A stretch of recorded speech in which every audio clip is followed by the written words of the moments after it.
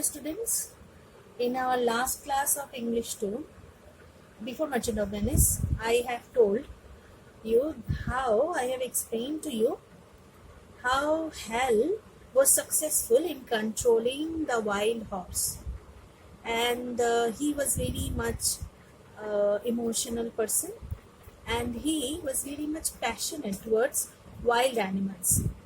So now we will carry on with the series Thunder King 2. So let's read the introduction first. Once more, Hal tried to persuade his father to buy Thunder King from Sama, that is Sama, but again his father refused. So he was continuously persuading his father. He was requesting his father, please buy the horse for me. But his father was refusing him. But he was successful in controlling the wild horse, and Samari was amazed to see that, saying that they could not afford to buy another horse. So there was no financial fluency that could support them to buy the horse on that point of time. Meanwhile, Sama used Thunder King for long rides across the ranges. But the Red Indian knew little about the kind treatment of horses, and the Mustang, that is the wild horse, found him a bad master. So it was very bad with the wild horse, that is Thunder King. One day Hal, riding his little pony far from home, had a bad fall. So he fell down from his horse actually. The pony was killed. Oh my God, the pony was killed. But the boy himself escaped unhurt. So what happened next? Night came on, and as Hal wandered hither and thither in search of a way home, so he lost his way to home. He found Sama lying on the ground. Oh, Samari was also lying on the ground. So what happened to him? So let's see. Let's read the text. So open your books. I hope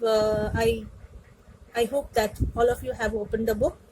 Now, there were hoof marks all round. Hoof marks, that is the marks made by the horse feet. And Hal saw that the Red Indian were spars on which were dark stains.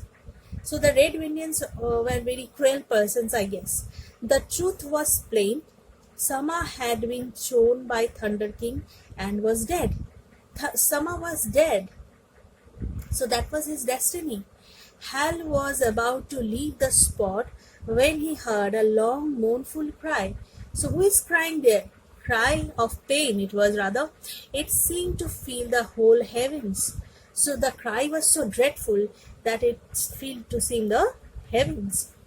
Wolves, a voice inside him seemed to say. So the cry was not of pain, so it was of wolves.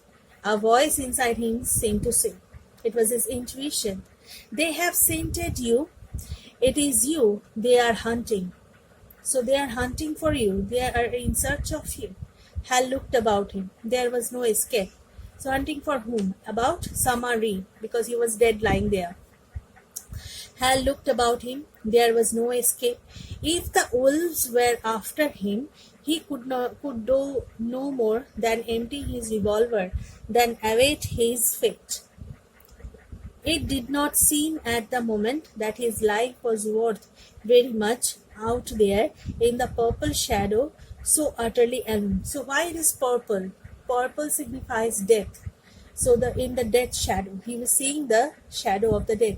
So we came to know that wolves were hunting, or wolves were chasing that boy, Hal Male. So utterly alone. Hal, what was that? Nearer and nearer it came, the thud of hoofs, rapid as the rumble of a kettle drum. In an instant the truth dawned. So the truth came forward. A horse does not readily leave its dead master. So he was very much faithful to his master. He didn't leave him. Even though it may not have loved him, The master may have not loved him, but it gave it the foods, it take care of him, a little bit care maybe, but it was so faithful that it didn't left his master even in his death. It hangs about the place, as though afraid of facing the world alone when it has been so accustomed to having another to choose the way. So both of them lost the way. Not only Hal, it was the horse, they also, both of them lost them. So come to the next page. So it was very unfortunate, and it was very bad incidents that was going on with them. Hal clapped his hands and called. Likewise, we have read in the chapter 1, that is Thunder King number 1, that he trained the he trained the horse that when he will clap, he come around. The long shrill call that he had used for the horse he loved.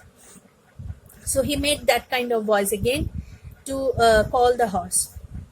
He feel like that the horse was wandering around there. So again he heard the howling of wolves. So the wolves were howling constantly because he smelt the presence of the human being or another animal like that. And he smiled the saddest of smiles. So the smile was not a happy one, it was a sad one. He was very sad, thinking about the coming death, the possible death, thinking that if it was Thunder King they were chasing, the wolves would have a long way to go before they caught him. So there was a confusion that whether it was Thunder King or Hal whom they are chasing. So Hal was thinking about that. Thunder King with all the open ranges at his whirlwind hoops.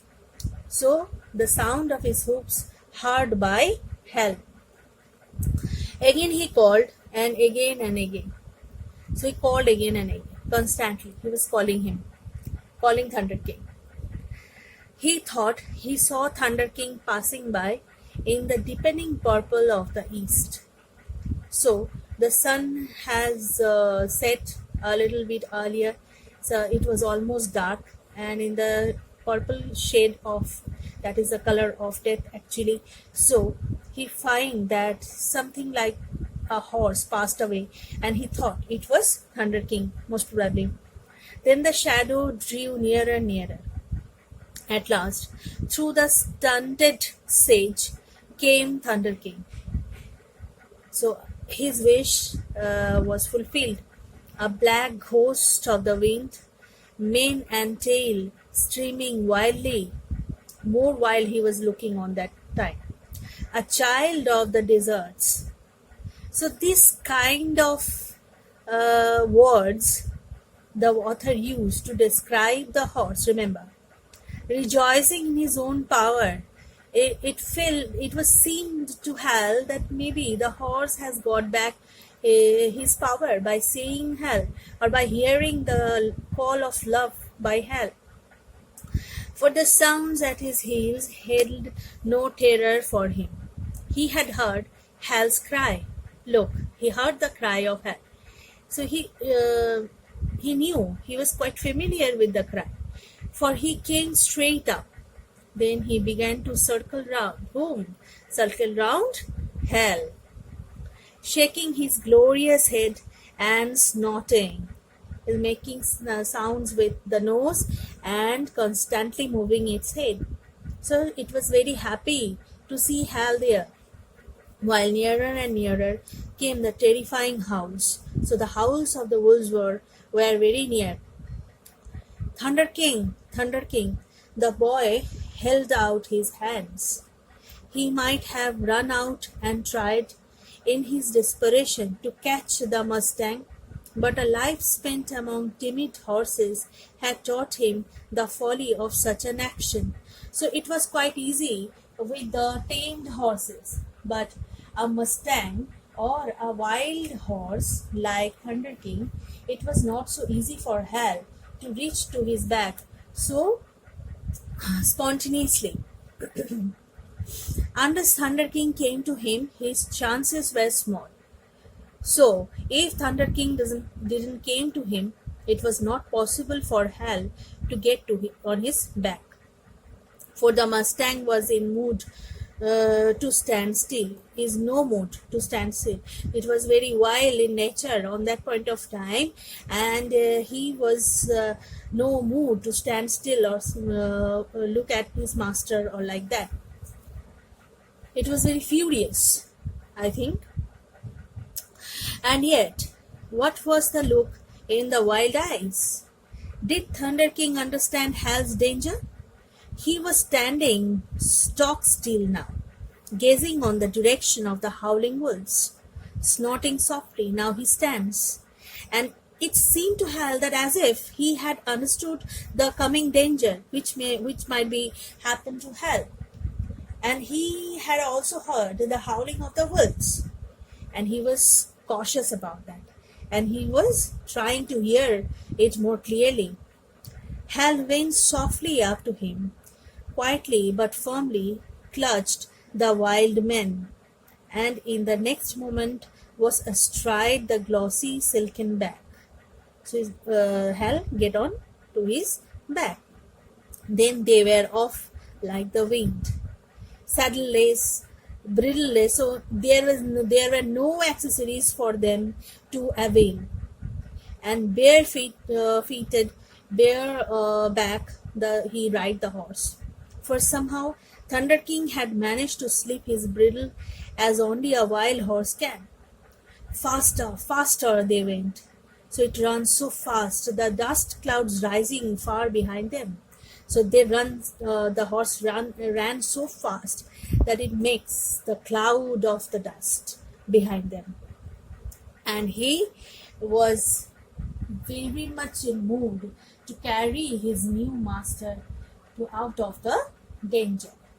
So, all through that night, Hal, with throbbing head, managed to keep his seat. So somehow he clutched the mane of the horse and he sit on the back so firmly that they managed to get on the ride.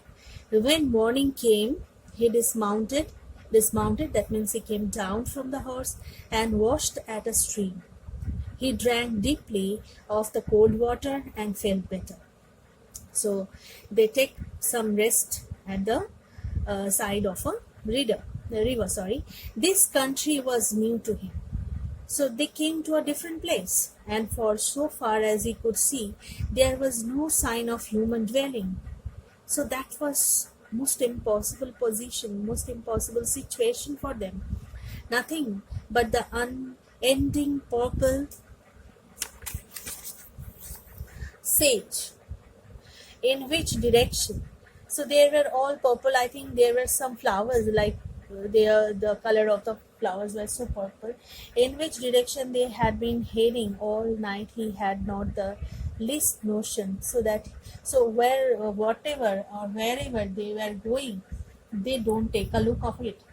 They on the last night they just wanted to get out of the danger, and by doing so they came to a new place which was completely unknown to them, so that he was as completely and entirely lost as could be.